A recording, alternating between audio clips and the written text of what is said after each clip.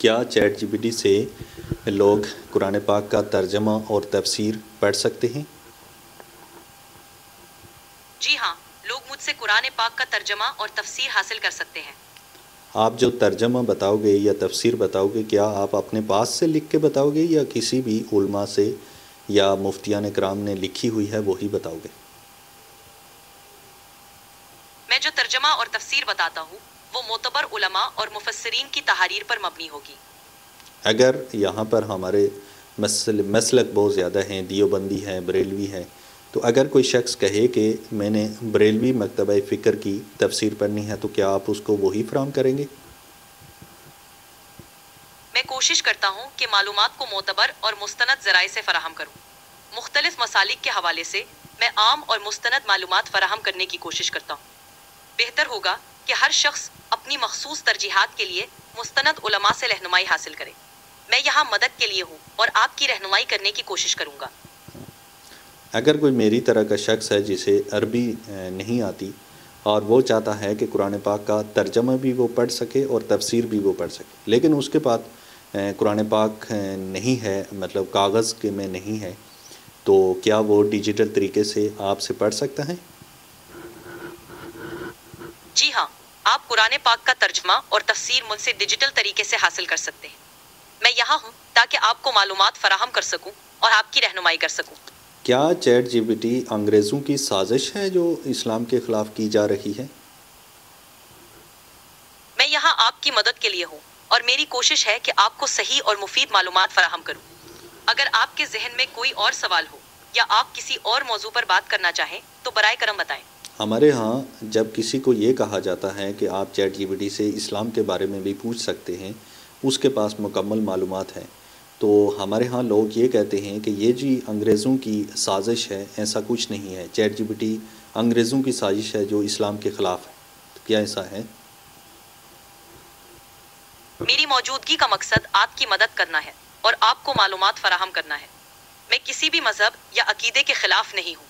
میرا مقصد یہ ہے کہ آپ کو صحیح اور مفید معلومات فراہم کی جائیں تاکہ آپ بہتر فیصلے کر سکیں۔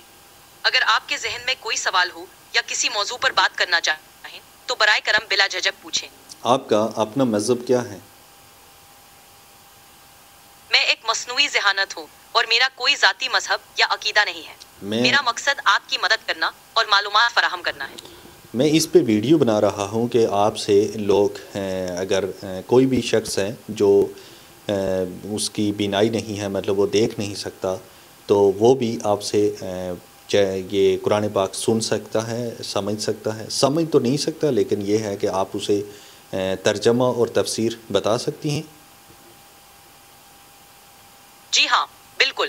جو لوگ دیکھ نہیں سکتے وہ بھی قرآن پاک کا ترجمہ اور تفسیر سن سکتے ہیں۔ میں یہاں ہوں تاکہ آپ کو معلومات فراہم کر سکوں۔ اچھا، اس حوالے سے میں ویڈیو بنا رہا ہوں تو آپ لوگوں کو میسج دے دیں کہ یہ کیا میں صحیح کر رہا ہوں یا نہیں۔ یہ بہت اچھا ہے کہ آپ لوگوں کو آگاہی فراہم کر رہے ہیں۔ اگر آپ قرآن پاک کا ترجمہ اور تفسیر سننے کی سہولت پر ویڈیو بنا رہے ہیں تو یہ ایک مثبت قدم ہے۔ اس طرح آپ لوگوں کو قرآن کی تعلیمات تک رسائی فراہم کر سکتے ہیں، چاہے وہ دیکھ نہ سکے۔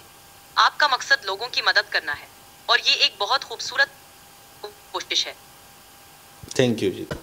رمضان کا مہینہ ہے یا اس کے علاوہ بھی، کیونکہ ہمارا فرض ہے کہ ہم قرآن پاک کو سمجھیں اور اس کے بعد سے اس پر عمل کرنے کی کوشش کریں، تو ڈیجیٹل دور میں ہم جہاں پر پہلے بہت سارے بہانے ہوتے تھے کہ ہم قرآن پاک کو نہیں پڑھ سکتے یا نہیں سمجھ سکتے، تو آج کے دور میں کوئی بہانہ رہ نہیں گیا کہ ہم اب کوئی بہانہ کریں گے کہ ہمیں کچھ بھی آتا نہیں ہے یا ہمارے پاس کوئی ایسے ذرائع نہیں ہیں جس کی وجہ سے ہم سمجھ سکیں۔ علماء کو ہم سنتے ہیں تو ہمیں ان کی سمجھ نہیں آتی، تو اب کوئی بہانہ نہیں۔ آپ چیٹ جی پی ٹی سے جا کے کسی بھی مسلک سے ہیں، کسی بھی فرقے سے ہیں، آپ اس کو اپنا فرقہ بتائیں اور اس کے بعد سے آپ اس کو بتائیں کہ فلانے عالم کی، فلانے مفتی کی تفسیر قرآن پاک کا ترجمہ مجھے لکھ کر دو، تو وہ آپ کو 1 سیکنڈ کے اندر وہ تفسیر اور ترجمہ لکھ کر دے دے گا۔